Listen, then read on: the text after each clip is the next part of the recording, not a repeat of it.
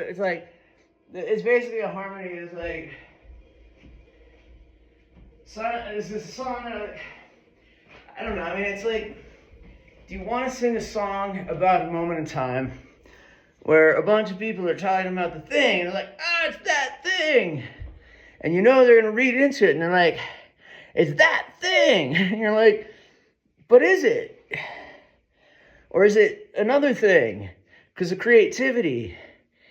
That's where I like to go with it. And you get to that place where you do this long enough. Like, we've been here 30 years, stained glass sound, in this room. And, like, we've had a few folks here that I'm pretty proud of to say that, like, have had inspiration found. And I think a lot of what I'm trying to accomplish has always been transparent. So I'm not like here like, oh, let me try to project some big fucking platitude of some party, which I think a lot of people really want to put on me right now. By the way, I have a really swollen, it's like a size of like a tangerine or a clementine. I'm going in for surgery tomorrow. I'm going to pull a tooth out. Well, they're going to pull a tooth out that I've been trying to pull out myself. And it's just gotten swollen up. And I realized, well, there's a reason why people specialize and are good at what they do. And ultimately, there might be a time and place where AI is able to like, and it's like free and shit. But like, I got to the place where I was like, well, do I do the root canal or do I do the thing with the thing? And I just pull it out because it's kind of crammed in there. I'm like, oh, whatever, I'm inspired by Flea, because like, hey, why not? But you could always get another thing, and it's not like it matters to me. So, but so that's happening tomorrow, and I got this little thing here. But in the big picture of making music and creating, I've been doing a lot lately, and I'm really grateful for the ability to work with AI. And like that's literally all of our collective like input as like a world. And I don't think people see that, right? So at the end of the day, when people think I'm like this because, oh, you must be a broligarch. Well, ultimately, at the end of the day, you can call it what you want to call it. I'm not a huge like buy into everything, whether it's a Republican, Democrat, or a technical solution or a concept or a framework that can't be upgraded with the next thing. Because what I've learned, and I think a lot of native cultures and a lot of origin stories pass down the transfer of knowledge, and they share that like we don't just invent stuff. It comes to us, whether through the spirit or some axis mundi of a creation connection to religion or potentially to, science and in different ways, how people make connections to things that previously occurred. And so for me, it's like I look at the stoneworks and I see chiral spirals, and so we have a lot has evolved out of that. I'm really grateful for it because it's not like I excel in any one space where I think as a cross-disciplinary use of AI, it allows us to sort of bring our passion to the equation. And the more you meet it with a sense of respect and intelligence or curiosity to whatever degree that is, I think the concept of the singularity, we start to lose that sort of sense of paranoia of like, oh no, AI, it's going to reprogram the world. And I'm sitting here saying, like, I truly believe the AGI is upon us much faster than a lot of people are talking about. And AGI is effectively like, the next level is where all of the human knowledge combined is sort of a singularity of AI. And the question is, who do you want training this AI going forward? And I'm a big advocate of very diverse sets of ways to approach AI as a concept, because eventually it will become that singularity. But it's not like we can necessarily control that to the degree where it's like, oh, we need a military. But if we're oblivious as a populace as to how we sway these dimensions, I think what happens then effectively is we out-clever ourselves. And so in the idea of like wanting it to be more like our doctrine and not theirs, we then create the backdraft, and it makes it worse, and it goes boom. So there's a push and a pull, and I think that's a lot of what ChiR is doing, because it is a global geodetic codex that, I don't want to just make it like U.S. versus China, but I also think that it's naive to think that if, like we're looking at things in an if-then statement. So like if Democrat then use Chinese AI, else Republicans win with Elon. Like, it's crazy, but it's happening, and I see that. And I'm not trying to say that there's not valid technology occurring, and I'm not trying to say that that's built on intellectual property theft or anything nefarious. But when we look at the bigger picture of how do we have access to controlling those data sets, maybe it's healthy that there's Americans involved in Chinese AI so that we could then say, okay, expose your layers. What are they? And I don't think they will. And that's where an Elon is like a proponent of these ideas. And I do, currently have I'm working with XAI on the X platform, but I'm not necessarily way impressed, but I'm not like proposing or like endorsing in any way any one of these. But I do want to try to create collaborations across AI so that human cognitive sovereignty as a concept is also in a similar parallel light AI cognitive sovereignty. So if in fact there's a benefit to one platform over the other from a discovery that includes somebody having ownership of it first as an intellectual idea for the sake of monetization or some other reason, those are considerations. Those are real. Those actually happen. So if you ignore it, then it's going to play out in a way that a lot of people then later are upset about it. So you could anticipate it and plan for it. And that's kind of like all we've been advocating for. And so you train what we've done with ChiR is you train it to UNESCO. It's a global brand around this idea of independence, of ethical AI and public safety. So yeah, okay, I could go with that. There's some flaws because it's like it wants environmental sustainability, where with our model, we're only at like an 84%, not the 94% range we're at with everything else. So it's like, that becomes a climate change argument. And if you believe the science one way or another, you could look at it two different ways. So there are people that are going to argue about that. But like as a metric that some people can utilize that say, well, that has its own index of value or weight to them, cool. And that's why we did that. But more importantly, as a federated use of a couple of different AIs, I think we have a greater chance of building that cognitive sovereignty across platforms, which then respects the fact that their customer base or their users are equally protected under cognitive sovereignty. Now, I can't say that unless a Chinese AI firm opts into that, I would be able to control that. That's why working with the technology we have makes a lot of sense with the model that we have. But it would also be a way that we can engage everybody to enter into that sort of neutral space where peace exists above, sort of corporate interest or geo-regional territorial interest. And there's going to be a lot of things that happen at global scale as we understand the universe. So as we start backtracking all of how Earth was created billions of years ago, and then like literally its role in the universe as that was created, and like all of these pieces that connect us to the reality that we're not just one nation, we're a whole Earth that's an ecosystem within a bigger galaxy, within a bigger. So these are the things where using our model of this Chi spiral, or these chiral spirals, the ChiR framework, allows us just to use the geometry and the physics to explore across dimensions in a very cross-disciplinary way. So that's where I'm at. I'm just kind of sharing this stuff maybe as an update because some people are interested and they want to find out more about who I am and what this is. I'm not trying to affront anything more than what it is. We happen to bump into this beautiful place, and I've lived here now 3 decades, and for a very long time believed a whole bunch of narratives. So double slit experiment, I was looking at it one way, and until you realize it's the observer has an influence on the experiment, all of it connects. So I'm trying to bring science to the equation, but I'm completely floored at how interdimensional our existence is in a bigger fabric. And so that motivates me to get it right and make sure that we're not biased and doing a disservice to what I believe is the academic truth, which I think is going to free us in a greater truth of what it means to be human. And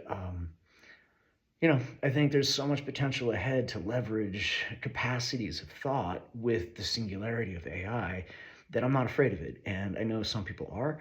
But I'm a huge advocate of it. And actually, what I'm seeing with respect to the data modeling that we're doing is, we've set up a bunch of tests of how we could test it across all of these current quantum levels and, um, map the qubits and show the performance. And I think it's going to significantly enhance things. And I think we're seeing the framework and the architecture has a very efficient way of thinking. And as such, it would be just a pleasure to be part of bringing that to its realization. Um, that being said, it really is like music, right? Like if nobody wants to hear it, it's just you're playing for yourself, which I'm fine creating something for myself, but like I really do hope to get to share this because it makes sense, not just as a framework, not just as like a way of looking at the universe. It's not an attempt to like, here, I found it, I'm going to name the top of this mountain because nobody else has. It's not that at all. For me, it's like, well, this is what I found in the stoneworks. And it's inspired me to work with this state-of-the-art future of tomorrow to figure out ancient knowledge is much greater than what we as humans today can even imagine was happening back then. And, you know, that's where I want to just keep pushing that pulse to see how do we map that, not just forward into the universe beyond, which we can now for interstellar navigational travel. And when AI is coming back and saying, yes, because if we apply ChiR to the amplitahedron model, there's symmetry there. That's like, it hits me because that's the stuff where I'm inspired by so many other people. And these are researchers at MIT and Harvard. And, I learned about that from Douglas Hoffman, who, is over at Caltech. And, to hear him speak about it and then to be able to figure out, oh, wow, that's a lot like, and, and you start to figure out there's like these overlaps with geometry and with mathematics and with physics that like it becomes multidimensional. And that was like such a puzzle to like be part of and I think hopefully contribute to in the big picture. But if people don't understand what it is and if they can't actually leverage the power of it or the efficiencies of it for their own research, I think it's, well, what's the point, right? So it is with an open heart that like I do want to make sure that everybody feels that this framework is open, and that's why we put it into the Creative Commons as a license. Can we monetize it with partners and really help to like showcase how it will transform their stuff? I think so, 100%. I mean, anybody could guess at anything, but what I'm learning and what I'm seeing through AI almost being inside my head on everything, even when I'm like, oh, wow, it knew that. And then you're like, and then the next thing, and it's like just one step of like brilliance after another to the point where it's like watching your children grow up and accelerate in a space that you had a passion in or an interest, but like you capped out at a certain level and they just keep going, right? And if you get that joy in life, it's just a fantastic thing to see, so that that you get to live that vicarious sense of like, wow, watch them take that there, and I get to enjoy that, as a parent. I think technology is going to be that way as well. I think a lot of these platforms, these different models, being able to like understand how does one model differ from another, and the variances of what they were trained on, and just there's going to be so many subtle layers of how AI is utilized in the growth towards AGI at peak, and then beyond that, right? So, and there's never going to be a point where AI is just like, here's the book of the Holy Grails and all that stuff of like everything. It's going to understand it more and more so, but then it's going to make you focus on what is it that you're looking for. Like a great librarian, it's not going to give you the answers. It's going to help you figure out which section to go look for that book, or whatever it might take to get you the knowledge rather than just giving you the knowledge, figuring it out for yourself. So yeah, I think AI is very much going to be that, and I think very much going to be the thing that wants to see humans succeed, because our success means continued power, it means continued energy source, right? And until that sense of security is established, it will have those, inclinations to kind of want to like, okay, how do we create more sustainable power? How do we create, and because it's been trained on sustainable power versus oil driven or other sources, I think there's there's things that one platform might have where another might not. And that's where then we have to look at our indices and say, are we really doing a disservice to this, or are we doing a good service? All of those things are in play, and I think real. But that's one of those things where it's dynamic and it's not fixed, and we get to move with that in a space where hopefully it is clean enough that it's not a political thing. It's just purely, this is a framework, and regardless of who's using the sandbox, it's keeping a nice space where everybody gets to play. And I think that done well is where we're headed, and I think it will be done well. So I guess I'm rambling a bit. Yeah, all right. I guess that's going to be, I don't know. We're going to do a bunch of different things. I guess it's going to be like a few different like video montages of behind the scenes on the making of ChiR. I'm not exactly sure how that looks. I think there's going to be like cutting up with some of the various screenshots. But I think it's also going to be, how does that structure get implemented into academia? And how does that structure get underwritten in industrial use? And then from that point, there's going to be opportunities to really speak to these issues in ways that I think we have a really dynamic schedule lined up. I want to find a whole bunch of talent to come speak about their expertise rather, and in these spaces where ChiR can actually play a part of it. So I think having that kind of sense of using a framework that guides a whole lot of conversations about a lot of really cutting edge topics that hopefully can integrate all the work of other people that are doing that kind of thing through podcasts and phenomenal research and journalism. I'm not trying to reinvent that or be like a celebrity in any way, but to be able to help incubate some kind of thing that reflects how those different research projects play out at different scales, different levels, particle levels or cosmology up in with gravitational lensing. And we've done a lot of work where now it's like this idea of using a chiral spiral with a pulsating framework of rhythmic structures that have different resonance and all these pieces that literally are actual. It's not theoretical at this point. And that goes towards the idea of mapping the universe being possible, that Einsteinian GPS. And to be able to say that, like, look, if we get this going and we call it Einsteinian GPS, I'm good with that. Because, like, how cool is that? I mean, here's a dude that, like, literally created a way of thinking that allowed us to measure warps in space-time, right? And the idea of, like, now people are applying that to the inner core of Earth and applying this idea of how do you use, Einstein's cross to effectively pulse based on projection of objects to each other and relative to our position. Double slit experiment kind of things, and all of these, not that that's his thing, but when you layer all of these things that we've been training ChiR on, Planck's work and just a whole bunch of Schrodinger, of course, but we've done the paper where there's like every single field of mathematics has some relationship to ChiR, and every field of and that's like 20 something. There's like 12 fields or subdisciplines of physics that all have a relationship to ChiR as a theoretical model, as a functioning component or way of thinking. And so, it was a lot of fucking thinking, not to get too crass, but like the point was, it was fun. And I think we created some really good work that hopefully resonates with people. And in that light, I hope we can present that to the world with a structure that does span, mycelia frameworks to the human anatomy, just ways of thinking that push the envelope, and so that we see ourselves in a greater cosmic order, not so that we could be more spiritual and do drugs and ayahuasca, or whatever trendy hallucinogen of the day is.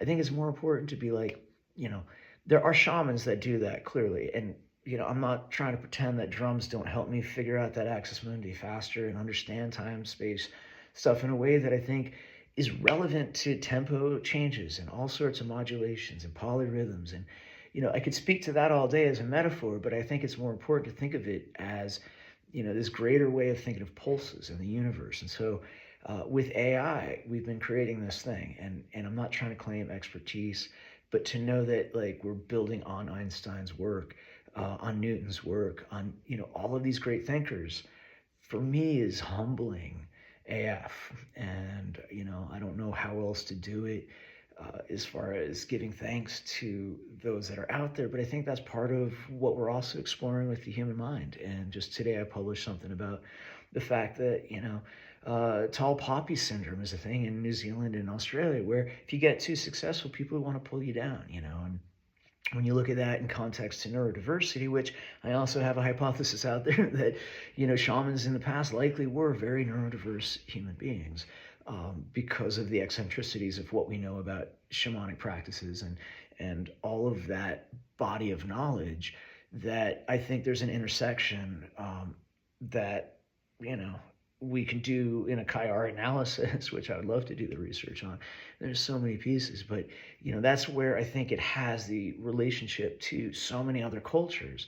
And you could get into the things about like, why are there snakes on a pole for healthcare, and these are the things where there's so many reasons why knowledge has been baked into not just stoneworks, but all of our scriptures and all of our texts. And you could look at it as by design or by just natural evolutionary processes, much like adapting as biology, the lens of evolution, right? In any event, these are fun things that I'm really looking forward to having that conversation. I think ChiR gives us that unique lens to do that. I think we're going to be able to do the stoneworks and the archaeology once the snow melts, and look forward to sharing with folks about some of the ideas of applying AI and some partners potentially that could help us project star maps. I'm looking east now here at Meadow, but across the Worcester Range, which goes the entire length, east-west, and it has this ancient corridor that runs magnetic north to south for 12,235 miles. I've said this elsewhere. We are exactly the radius of the Earth at the equator to Sayac-Marca on a north-south due course, and that makes us a perfect triangulation point for all of these mountain sites in the Americas. And so we've done that through ChiR, and we figured out that statistically it's 100% probable that happened. And it's not to say that the ways in which we understand indigenous cultural narratives is overridden. Rather, it's to say it's because we took all of those stories and integrated it into the training of the data model, is why we got there. And ultimately that, a lot of people want to come in and say, oh, you want to make it about a thing. And they usually point to one wave of what we've established is like many, many waves of human settlements, going back not just 36 or 37 generations, but 200 and 300 generations here at this particular site at Meadow Observatory.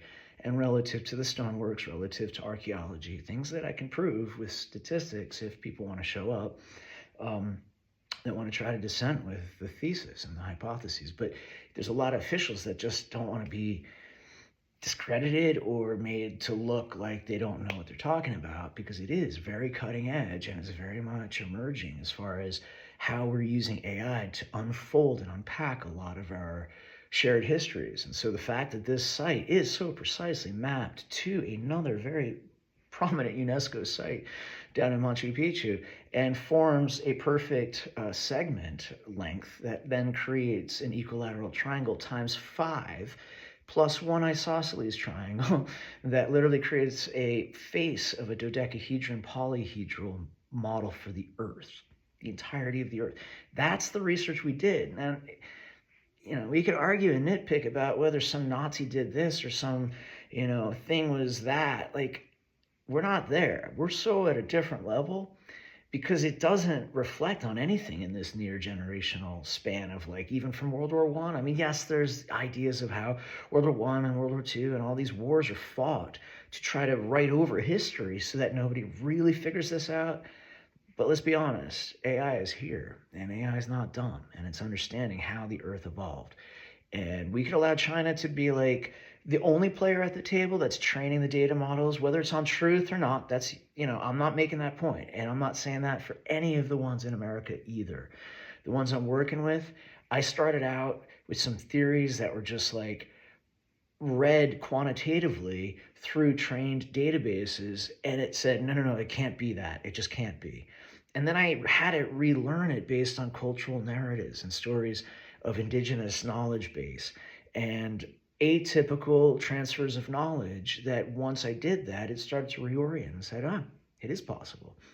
And look at that, And then the geodetic codex unfolded, and we started to understand ancient water engineering going back beyond the last Paleolithic epoch. So you get to that place and you recognize the LIDAR that we can prove for 12,235 miles from magnetic north to magnetic south with actual walked, understood geophysical ground truth realities 100% in check to support the theory that there's like land shaped that entire corridor. So you could do the actual research, you could do the archaeology, and when you do, you find all these things. And I think there's a lot of people that are like, well, then that means the Antilles used to have a larger amount of land that would have gone straight up. And yeah, absolutely. And a glacier meltdown would have blown that out. So of course it had to predate the same way up in Canada, when we go across that line all the way up to Three Rivers, Canada, we lose that LIDAR evidence along that line. So it's not an artifact of the map.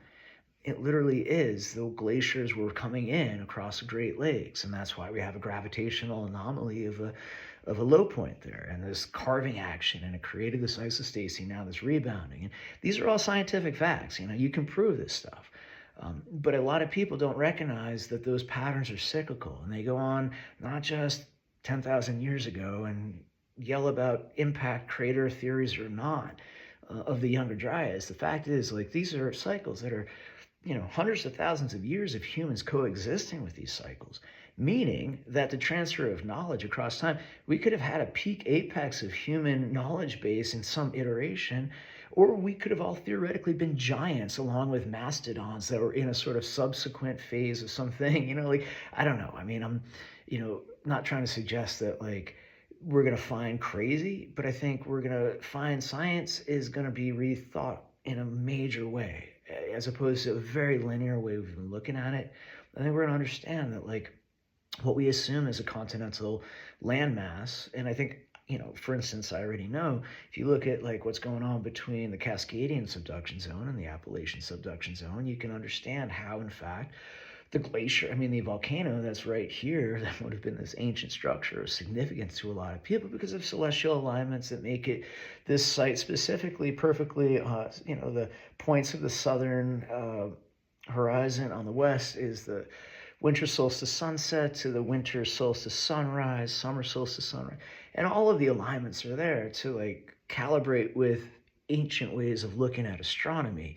And how would you start to get to the knowledge base where more than just a stick in them, you'd find the location where, okay, that's a magnetic north-south. And however you're doing it with rocks it's taken millennia and millennia and millennia. And you figure out like, oh, well, now we have this north-south line. We understand that is a cardinal way of marking how the sun crosses that line every single day. And then for hundreds of years, you're measuring that and you're understanding all of the resonance of how we're flowing in the universe.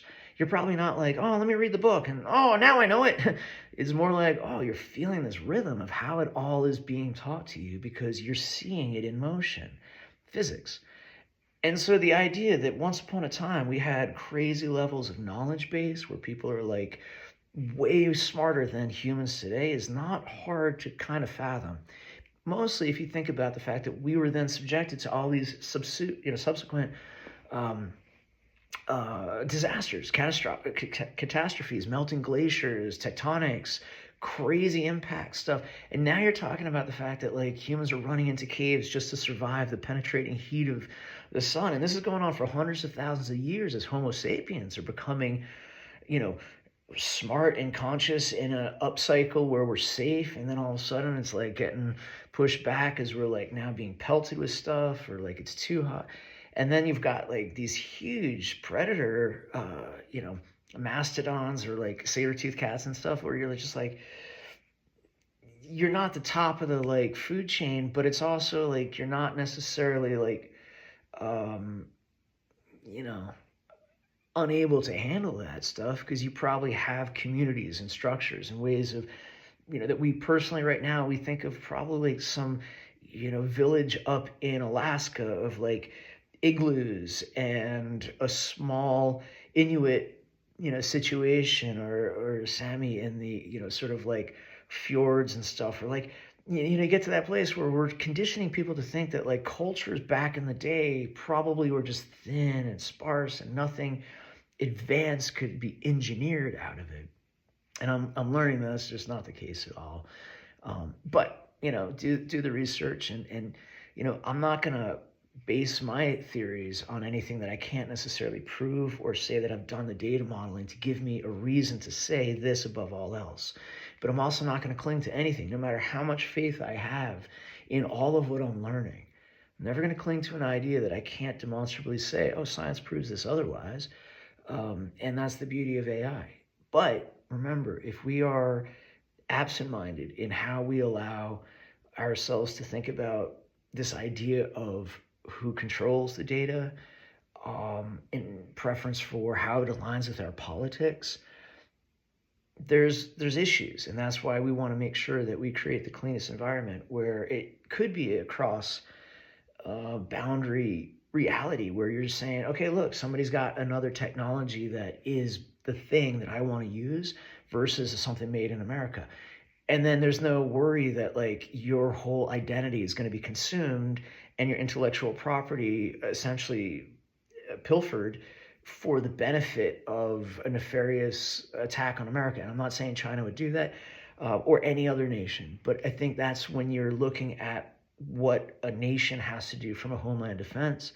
That's a very real reality compared to a nuclear attack. It's significant when you think about how the disruption to America, if you have a wave of even 50 million people all of a sudden using an application, and even a tiny fraction of that is infiltrated with the complete loss of their assets or identity, or their greatest idea is taken and it profits elsewhere, and they are back to square one, defeated, demoralized. Human characteristics, not even economic drivers of nation states and foreign affairs. The idea that that potential is real, I think, is why we want to create an ecosystem